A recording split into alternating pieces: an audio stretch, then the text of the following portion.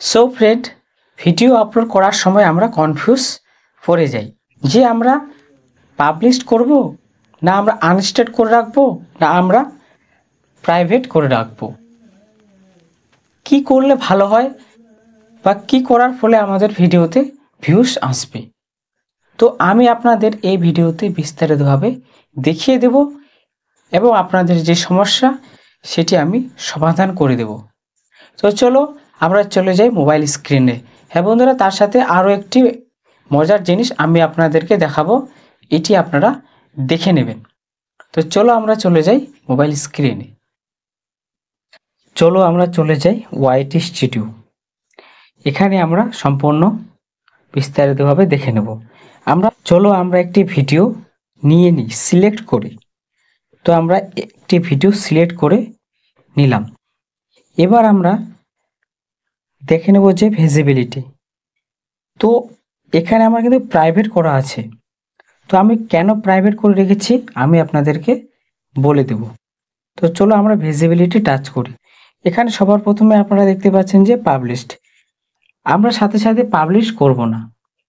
Publish যদি আমরা select করে রাখি তাহলে আমরা বিপদে পড়ব, কারণ আমাদেরকে টাইটেল, ডেসক্রিপশন, ট্যাগ, থাম্বনেল সব কিছু সেট করে নিতে হবে। বা ধরে নাও আমরা যদি পাবলিশ করে দিই, এবার যদি আমাদের ইউটিউব থেকে কোনো যদি গাইডলাইন্স যদি বা ক্লেম যদি আসে, তবে কিন্তু আমাদের, আর যদি এই ভিডিওতে যদি ভিউজ চলে আসে তাহলে কিন্তু সেটি আমাদের লস হবে। তার জন্য আপনারা কেউ পাবলিশ করবেন না সাথে সাথে। আপনারা এখানে দেখতে পাচ্ছেন সেট অ্যাজ ইনস্ট্যান্ট প্রিমিয়ার্স। তো এটি আমরা পরে দেখে নেব। আর আপনাদেরকে যে আমি যে মজার যে বিষয়ে যে কথা বলেছিলাম, তো এটি তো আমরা পরে দেখে নেব।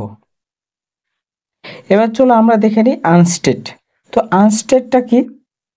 আপনারা নিচে দেখতে পাচ্ছেন যে anyone with the link can view, মানে যদি আমাদের চ্যানেল লিঙ্ক কোনো ফ্রেন্ডকে আমরা দিয়ে থাকি আর যদি আমরা আনস্টেড করে রাখি, তবুই সে কিন্তু আমার ভিডিও চাইলে দেখতে পারে, তাছাড়া কিন্তু অন্য কেউ দেখতে পারবে না। মনে করো তোমরা যখন কোনো চ্যানেলে যাও, এবার সে যদি প্লে লিস্ট করে রাখে,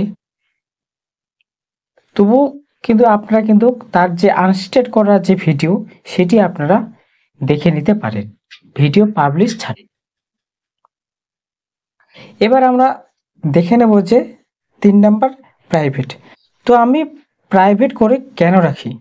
এবার প্রাইভেট করে আমি একটি কারণের জন্য রাখি যে আগে আমাকে সব কিছু সেট করে নিতে হবে, তবেই আমি পরে আমি পাবলিশড করব। তার আগে কিন্তু আমি পাবলিশ করব না। এবার আপনারা নিচে দেখতে পাচ্ছেন যে শিডিউল। এই শিডিউল কি? শিডিউলের সাথে সেট অ্যাজ ইনস্ট্যান্ট প্রিমিয়ার্স এর সম্পর্ক কি আমি আপনাদেরকে বলে দিচ্ছি। আপনারা ইউটিউবে দেখবেন কোনো ভিডিও যে স্কিপ করতে চাইলে আপনারা কিন্তু স্কিপ করতে পারবেন না, বা কিছু সময় পর কিন্তু ভিডিও প্লে হয়। তো সেটি আপনারা সেট করে রাখতে পারেন। তো আপনারা কি করবেন, এই শিডিউলে এখানে যে অ্যারোটি আছে আপনারা এখানে টাচ করবেন। এখানে টাচ করার পর আপনারা সময়, আপনারা এখানে দেখতে পাচ্ছেন যে টাইম বা ডেট, এটি আপনারা সেট করতে পারেন যে কবে কখন আপনারা পাবলিশ করবেন। এটি হয়তো সুবিধা। কেমন সুবিধা? ধরে না যে আমি 10 দিন ধরে কোনো ভিডিও শ্যুট করতে পারবো না। এবার কি আমি করলাম যে আমি তার আগে হয়তো 3-4টে ভিডিও আমি শ্যুট করে এডিট করে আমি পাবলিশ করে মানে ইউটিউবে আপলোড করে রাখলাম। এবার আমি যদি ডেট বা সময় যদি আমি সেট করে দিই, আমাকে কিছু করতে হবে না, অটোমেটিক ইউটিউব সেটি পাবলিশ করে দেবে। তো আপনারা এই যে অ্যারোটি আছে এখানে টাচ করবেন।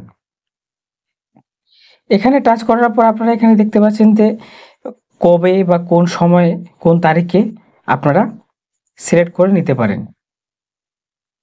এরপর আপনারা এখানে সেট অ্যাজ প্রিভিয়াস এই যে ঘরটি আছে এখানে আপনারা টিক মারবেন। এখানে টিক মারার পর আপনারা পাবলিশ করে দিবেন। এই যে পাবলিশ নাও, এই যে আপনারা দেখতে পাচ্ছেন সেট অ্যাজ ইনস্ট্যান্ট প্রিমিয়ার্স, তো এটা কিন্তু কাজ করবে।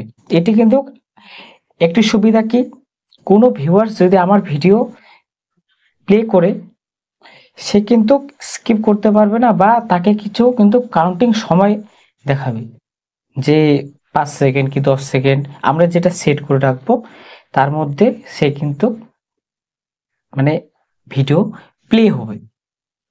তো আশা করি আপনারা সবাই বুঝতে পেরে গেছেন, আপনারাও এটা কাজে লাগাবেন। তো চলো দেখা হবে পরের ভিডিওতে।